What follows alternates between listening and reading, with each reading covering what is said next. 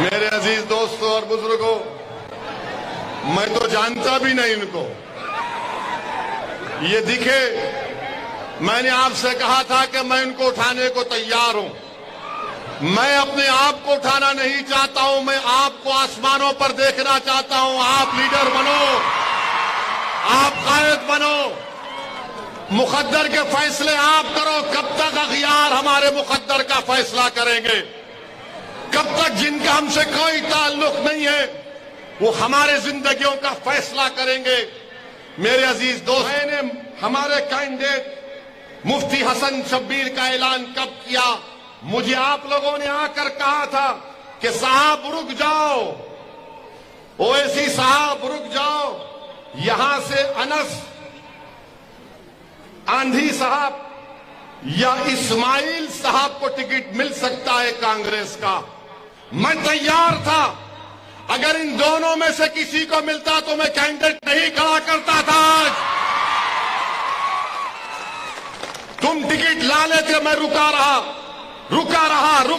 चलो, मेरे लोगों ने कहा कि ओवैसी साहब अगर अनस को मिलेगा, अनस आंधी साहब को, इस्माइल साहब को, तो आप कैंडिडेट नहीं देना।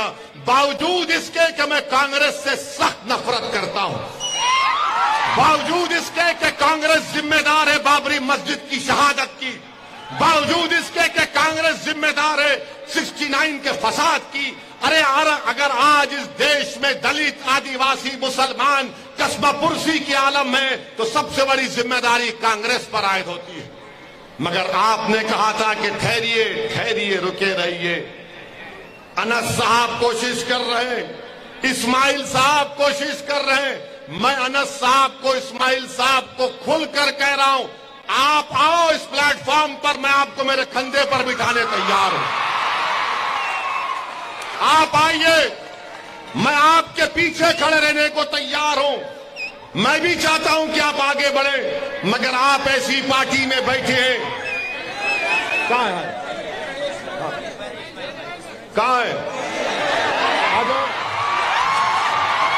अभी तो जिद्दोजहद शुरू हुई है। आप अभी से नतीजे पर मत आइए खुदा के लिए। अभी तो ये जमहूरियत की जंग शुरू हुई है। आप जंग को खत्म होने दीजिए। आप सालों कांग्रेस का साथ दिए। मैं एक जज्बा लेकर आया हूं, मैं एक ख्वाब लेकर आया हूं, और रब्ब करीम जानता है कि मैं अपनी अनानियत के लिए कभी नहीं आया, ना कभी आऊंगा।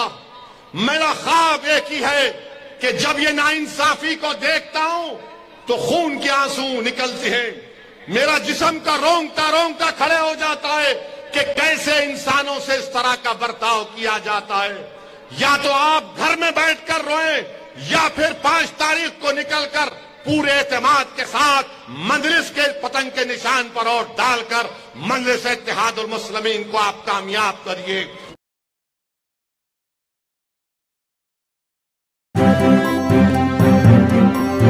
मीडिया वॉइस, आपकी आवाज।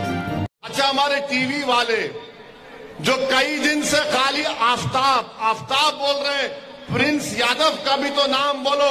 अरे कितनी नफरत दिखाओगे तुम? एक महिला पर, एक खातून पर जुल्म होता है, इसलिए होता है कि मर्दों में जो बीमारी है औरतों पर जुल्म करने की, इसीलिए औरतों पर जुल्म करते हैं। आप उनकी बीमारी को ठीक करो। औरत पर जुल्म जो करते हैं उनको अगर मजहब का चश्मा लगाकर देखा जाएगा तो ये बड़ी नाइंसाफी होगी। तो आसाम के मुख्यमंत्री से मेरा सवाल है, गुजरात के मुख्यमंत्री से मेरा सवाल है, भारत के प्रधानमंत्री से मेरा सवाल है, बताओ बिल्किस बानो का क्या मजहब था? बिल्किस बानो को रेप करने वालों को मोदी जी आपने क्यों छोड़ा? बिल्किस बानो 6 महीने की प्रेग्नेंट थी, मोदी जी आपने उन जालिमों को क्यों छोड़ा? बिल्किस बानो की 3 साल की बेटी का कत्ल किया मां के सामने, भारत के प्रधानमंत्री बोलो तुमने क्यों छोड़ा? बिल्किस बानो के साथ उसकी मां का रेप हुआ, कत्ल किया गया, उसके परिवार के 11 लोगों की हत्या की गई। बोलो मोदी जी, आपने क्यों छोड़ा? आपने इन जालिमों को क्यों छोड़ा? बोलो असम के मुख्यमंत्री, बिल्किस बानो का नाम तुम्हारी जबान पर नहीं आता। अरे सबसे बड़े इंसानियत के दुश्मनी करने वाले आप लोग हैं कि बिल्किस बानो के कातिल, बिल्किस बानो की बेटी के कातिलों को देश के प्रधानमंत्री छोड़ते हैं। मोदी जी, ये सबका साथ, सबका विकास, सबका विश्वास नहीं, ये तो धोखा है गरीबों से, ये जुल्म है भारत की महिलाओं से, ये जुल्म है उन मासूम बच्चों से जिन्होंने अपनी मां और बाप को खोया। मेरे अजीज दोस्तों और बुजुर्गों, ये सच्चाई है। क्या भाजपा बिल्किस बानो के ऊपर बोलेगी? नहीं बोलेगी। और आज जो गोधरा से भाजपा का उम्मीदवार है, वो बिल्किस बानो के रेप करने वालों को मैं आपके सामने कह रहा हूं, तस्वुर की दुनिया में लेकर जा रहा हूं। थोड़ी देर के लिए सोचो कि बिल्किस तुम्हारी बहन थी, बिल्किस तुम्हारी बेटी थी, बिल्किस तुम्हारी रिश्तेदार थी, बिल्किस तुम्हारी भतीजी या भांजी थी, 6 महीने की प्रेग्नेंट थी, उसका रेप किए, 3 साल की बेटी का कत्ल किए, उसकी मां का रेप किए, और अगर कोई जुल्म करके उसको छोड़ देता है तो आपके दिल पर क्या गुजरती, आप सोचो मेरे अजीज दोस्तों और बुजुर्गों, क्या गुजरती होगी आप पर, मुझ पर। देश के प्रधानमंत्री, क्या आपको तकलीफ नहीं हुई? आप तो गुजरात के मुख्यमंत्री थे जब बिल्किस बानो से यह हुआ था। हम तो समझ रहे थे कि आप शायद बदल गए हैं, मगर आप नहीं बदले, आप वही हैं और वही रहेंगे, हम जानते हैं। मेरे अजीज दोस्तों और बुजुर्गों, आप देखते हैं कि नरोडा पाटिया में 90 से जायद लोगों को कत्ल कर दिया जाता, उसमें मुलजिम को सजा होती है, वो कोर्ट से बेल लेकर रिहा होता है और वो बीजेपी के लिए इलेक्शन में काम करता है और कहता है कि मैंने 90 लोगों का कत्ल किया, मुसलमानों का, मुझे लाइफ की सजा दी गई और आज मैं बेल से निकलकर, जेल से निकलकर मैं मोदी जी के लिए वोट का मुतालबा कर रहा हूं। वाह मोदी जी, आपकी क्या मोहब्बत है ऐसे किरदार के लोगों से, आप बताइए। और फिर आप देखते हैं कि बीजेपी कहती है कि यूनिफॉर्म सिविल कोड बनाएंगे।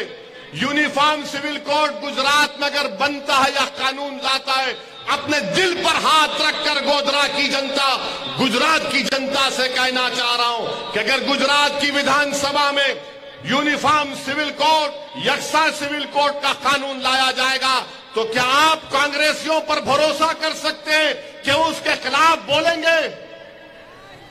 क्या आप यकीन कर सकते हैं कि कांग्रेस उसके खिलाफ बोलेगी? पूछो कांग्रेसियों से कि गुजरात में यकसा सिविल कोड के ऊपर तुम्हारा क्या राय है, तो कुछ नहीं बोलेंगे, कुछ नहीं बोलेंगे। हां, अगर यहां से मजलिस-ए इत्तेहादुल मुस्लिमीन का हमारा मुफ्ती हसन शब्बीर कामयाब होगा तो यकसा सिविल कोड का कानून अगर लाया जाएगा, हमारे कानून में मदाखलत होगी, तो कम से कम एक दीवाना खड़ा होगा मुफ्ती और कहेगा कि तुम्हारे कानून को नहीं मानते। जिस तरह मेरा एमपी ओवैसी पार्लियामेंट में CAA के कानून को फाड़ दिया, मैं इस कानून को फाड़ता हूं, यूसीसी के कानून को।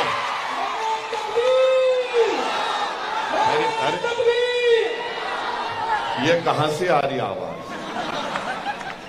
इतना बड़ा हम पुकार रहे हैं, बोल रहे हैं पीछे से। यूनिफॉर्म सिविल कोड का कानून, कांग्रेस कुछ नहीं बोलेगी, कुछ नहीं बोलेगी। आपको सोचना है, आपको फैसला लेना है मेरे अजीज दोस्तों और बुजुर्गों।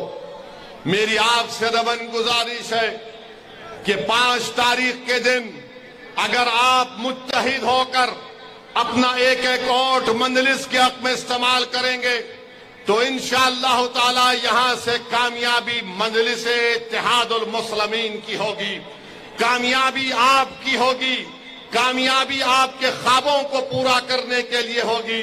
और हमारी कामयाबी को रोकने के लिए आपके दरमियान में बहुत से लोग आएंगे, बहुत से लोग आएंगे जो नहीं चाहते कि यहां से मंजलिस का उम्मीदवार कामयाब हो जाए।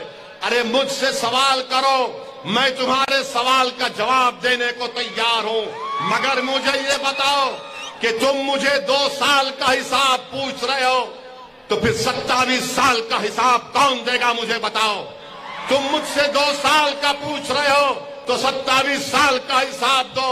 अगर 27 साल से भाजपा गुजरात में जीत रही है तो इसका जिम्मेदार कांग्रेस पार्टी है, कांग्रेस के नाहल लीडर्स हैं, इसके जिम्मेदार कांग्रेस है कि 27 साल से भाजपा और नरेंद्र मोदी उनको रोज चाय पिला पिला कर उनको मना लिए हैं। मोदी जी कांग्रेसियों को चाय जब देते हैं उसमें चाय नहीं होती, मलाई और दूध ज्यादा होता है। 27 साल से कांग्रेस जीत रही है और इल्जाम हम पर लगाते हैं। अरे बताओ फिर मैंने हमारे कैंडिडेट मुफ्ती हसन शब्बीर का ऐलान कब किया? मुझे आप लोगों ने आकर कहा था कि साहब रुक जाओ, ओवैसी साहब रुक जाओ, यहां से अनस आंधी साहब या इस्माइल साहब को टिकट मिल सकता है कांग्रेस का। मैं तैयार था, अगर इन दोनों में से किसी को मिलता तो मैं कैंडिडेट नहीं खड़ा करता था। तुम टिकट ला लेते, मैं रुका रहा। चलो मेरे लोगों ने कहा कि ओवैसी साहब अगर अनस को मिलेगा, अनस आंधी साहब को, इस्माइल साहब को, तो आप कैंडिडेट नहीं देना। बावजूद इसके कि मैं कांग्रेस से सख्त नफरत करता हूं, बावजूद इसके कि कांग्रेस जिम्मेदार है बाबरी मस्जिद की शहादत की, बावजूद इसके कि कांग्रेस जिम्मेदार है 69 के फसाद की। अरे अगर आज इस देश में दलित, आदिवासी, मुसलमान कस्बा पुरसी की आलम में तो सबसे बड़ी जिम्मेदारी कांग्रेस पर आयद होती है। मगर आपने कहा था कि ठहरिए ठहरिए, रुके रहिए। अनस साहब कोशिश कर रहे हैं, इस्माइल साहब कोशिश कर रहे हैं। मैं अनस साहब को, इस्माइल साहब को खुलकर कह रहा हूं, आप आओ इस प्लेटफॉर्म पर, मैं आपको मेरे कंधे पर बिठाने तैयार हूं। आप आइए, मैं आपके पीछे खड़े रहने को तैयार हूं।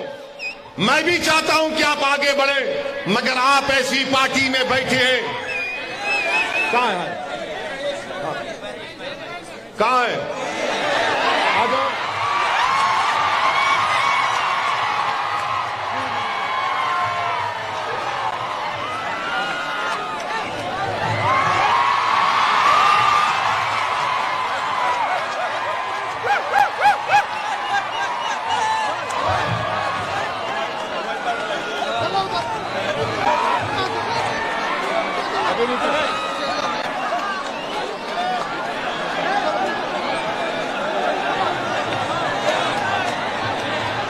मेरे अजीज दोस्तों और बुजुर्गों, मैं तो जानता भी नहीं इनको।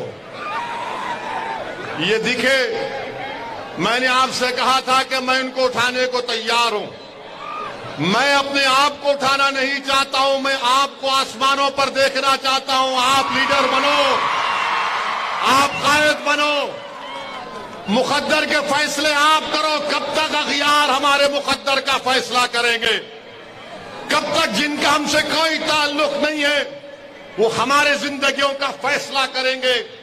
मेरे अजीज दोस्तों, मेरी इज्जतदार मां और बहनों, कब तक हम कांग्रेस के पास जाकर भीख मांगेंगे कि हमको लीडर बनाओ? अरे आप आओ, ये आपकी पार्टी है।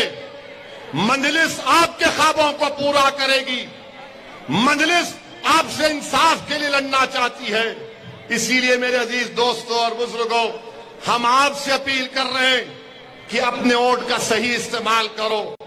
हां, कांग्रेस है, दिल्ली की छोटी रिचार्ज की पार्टी भी है और भाजपा भी है। तो दिल्ली की जो छोटी रिचार्ज है वो हमारे बच्चों के हाथ में झाड़ू देना चाहती है। कांग्रेस हमारे बच्चों के हाथ को खाली रखना चाहती है। और बीजेपी हमारे हाथ से हाथ मिलाना नहीं चाहती। बीजेपी के बातें बहुत हैं, मगर एक भी अल्पसंख्यक समाज को टिकट नहीं दिया। मंजलिस आपसे वादा कर रही है, आपके बच्चों के मुस्तकबिल के लिए हम लड़ते आए और लड़ते रहेंगे। उर्दू स्कूल बंद हो गए और हम हैदराबाद में अपनी पार्टी की तरफ से शहर हैदराबाद के जितने उर्दू स्कूल हैं, हमने 2005 से अब तक करीब 15-20 लाख बच्चों को, उनमें अब तक हमने 7 करोड़ रुपए खर्चा किए। आप एक बार मौका दो, यहां से मुत्तहिद हो जाओ, यहां से अपने एमएलए को कामयाब करो। मैं आपसे वादा कर रहा हूं कि इंशाअल्लाह ताला अल्लाह जो कुछ मुझे दिया है, मैं यहां आपके पास बैठकर आपसे बात करके पूरी कोशिश करूंगा। याद रखो, गुजरात की विधानसभा में अगर आपके वोटों से, आपकी दुआओं से, आपकी मेहनत से मंजलिस का एमएलए जाएगा तो ये आपके इत्तेहाद की कामयाबी होगी, ये आपके सियासी शऊर की कामयाबी होगी। यही बात मैं आपको बार बार कह रहा हूं और आपसे भी कहना चाह रहा हूं कि जिसने बिलकिस के रेप करने वालों को संस्कारी कहा, तुम ओवैसी को पसंद नहीं करते, कोई बात नहीं, तुम ओवैसी से नफरत करते करो, मगर खुदा के लिए वो बिलकिस तो तुम्हारी बेटी, हमारी बहन भी है ना, जिसने उसके रेप करने वालों को, उसकी इज्जत लूटने वालों को संस्कारी कहा। तो क्या आप में गीरत जागेगी या नहीं जागेगी?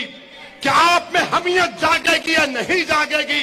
तो जमहूरी तरीके से बताओ कि गीरत भी जिंदा है, हमियत भी जिंदा है, और हम ऐसे लोगों को कभी नहीं भूलते। जमहूरियत आपको दावत दे रही है कि अपने पसंद के उम्मीदवारों को कामयाब किया जाए। मैं गोधरा की जनता से अपील कर रहा हूं, चाहे मुसलमान हो, दलित हो, हमारे हिंदू भाई हो, आदिवासी भाई हो, बताओ गोधरा में क्या काम हुआ? आपने कई मर्तबा सबको मौका दिया, एक मर्तबा यहां से मंजलिस के उम्मीदवार को आप कामयाब करके देखो।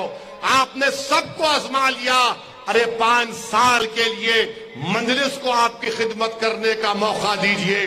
मैं आपको बता रहा हूं कि ड्रेनेज का मसला है गोधरा में।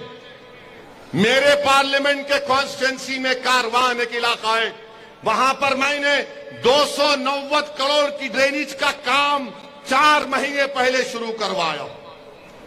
आप करवा सकते हैं, लड़ने की जरूरत है, बोलने की जरूरत है और काम करने का जज्बा होना चाहिए, खिदमत करने का जज्बा होना चाहिए। मैं बुजुर्गों से अपील कर रहा हूं, मां और बहनों से अपील कर रहा हूं कि अभी तो जिद्दोजहद शुरू हुई है।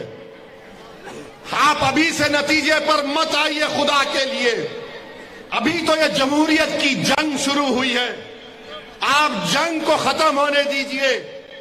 आप सालों सालों कांग्रेस का साथ दिए। मैं एक जज्बा लेकर आया हूं, मैं एक ख्वाब लेकर आया हूं, और रब्ब करीम जानता है कि मैं अपनी अनानियत के लिए कभी नहीं आया, ना कभी आऊंगा। मेरा ख्वाब एक ही है कि जब ये नाइंसाफी को देखता हूं तो खून के आंसू निकलते हैं। मेरा जिस्म का रोंगटा रोंगटा खड़े हो जाता है कि कैसे इंसानों से इस तरह का बर्ताव किया जाता है। या तो आप घर में बैठकर रोएं, या फिर 5 तारीख को निकलकर पूरे एतमाद के साथ मंजलिस के पतंग के निशान पर वोट डालकर मंजलिस इत्तेहादुल मुस्लिमीन को आप कामयाब करिए। और मैं उन कांग्रेस के हमारे जिम्मेदारों से कहना चाह रहा हूं, अब छोड़ दो कांग्रेस पार्टी को। तो कांग्रेस पार्टी का कोई मुस्तकबिल नहीं है। कांग्रेस पार्टी डूबती हुई नैया है। अब आपको रहबरी करना है, अब आपको सरपरस्ती करना है, अब आपको लीडर बनना है, अब आपको क़यादत पर करना है। और ये नौजवानों से कह रहा हूं, मेरे नौजवानों, ये लड़ाई हम आपके लिए लड़ रहे हैं। ये लड़ाई इसलिए लड़ रहे हैं कि मैंने अपनी जवानी में 6 दिसंबर को देखा, मैंने अपनी हालत जवानी में मैंने 2002 को देखा। नौजवानों, हम नहीं चाहते कि जो बदनुमा चीजें हमने अपनी आंखों से देखी वो तुम्हारी जवानी में तुम देख पाओ। ये लड़ाई तुम्हारी है नौजवानों, तुमको लीडर बनना है, तुमको कायद बनना है, तुमको अल्लाह असदुद्दीन ओवैसी से बेहतर कायद बनाए, तुमको अल्लाह असदुद्दीन ओवैसी से ज्यादा बेबाक बनाए, अल्लाह तुमको मुझसे ज्यादा काबिल बनाए, अल्लाह तुमको मुझसे ज्यादा नेक और पाक बनाए। मगर ये लड़ाई आपको लड़ना है, ये लड़ाई आपकी है। इस लड़ाई में आपका साथ चाहिए, इस लड़ाई में बुजुर्गों की सरपरस्ती चाहिए, इस जिद्दोजहद में अहले दिल की दुआओं की जरूरत है। यकीनन इस मुबारक सरजमीन पर ऐसे औलिया हैं, ऐसे अहले दिल हैं जो रात के अंधेरे में उठकर अल्लाह की बारगाह में अपना मैं उनसे अपील कर रहा हूं कि आप अहले दिल हैं, आप अल्लाह से दुआ करिए कि परवरदिगार गोधरा में एक नई सियासी इनकलाब लिखा जाए, यहां से मंजलिस का एमएलए कामयाब होकर गरीबों के ख्वाबों को पूरा कर सके, मजलूमों को इंसाफ दिला सके और आपके इस गोधरा में तरक्की हो। मेरे बुजुर्गों, मेरी इज्जतदार मां और बहनों, मेरी आपसे यही अपील है कि एक एक वोट को इस्तेमाल करिए। क्या आप लोग अपना वोट मंजलिस के हक में इस्तेमाल करेंगे? जरा हाथ उठाकर बताइए, दूर दूर तक हाथ उठाइए। तो 5 तारीख के दिन आसमानों में पतंग नजर आएगी गोधरा के इंशाअल्लाह ताला। नौजवानों, पतंग कैसे इस्तेमाल करना आपको मालूम ना कि डोर आपके हाथ में है, डोर आपके हाथ में होनी चाहिए।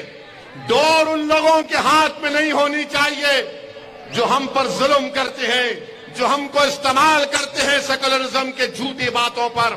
इसीलिए मेरी आपसे दबन गुजारिश है कि 5 तारीख के दिन मुफ्ती हसन शब्बीर साहब को अपने दुआओं से नवाजिए। इनको दुआ करिए कि अल्लाह इनको और हौसला दे, दुआ करिए कि अल्लाह इनको और खिदमत करने का जज्बा दे। और जो लोग हनीफ, हाजी हनीफ के बारे में कह रहे हैं, हनीफ मेरा था और मेरा ही रहेगा इंशाअल्लाह ताला। मैं हमारे भाई अनस साहब का, इस्माइल साहब का वेलकम करता हूं। मैं इनके जज्बे को सलाम करता हूं कि वो, अब आप देखिए, इस्माइल भाई नीचे थे, हमने ऊपर उठा लिया। अब आप इनको और अपनी दुआओं से और मोहब्बतों से नवाजिए। बहुत बहुत शुक्रिया, आप तमाम का बेहद शुक्रिया। पतंग के निशान पर बटन दबाइए, अपने इत्तेहाद का सबूत दीजिए, अपने सियासी शऊर का सबूत दीजिए। अस्सलाम वालेकुम व रहमतुल्लाहि व बरकातुहू।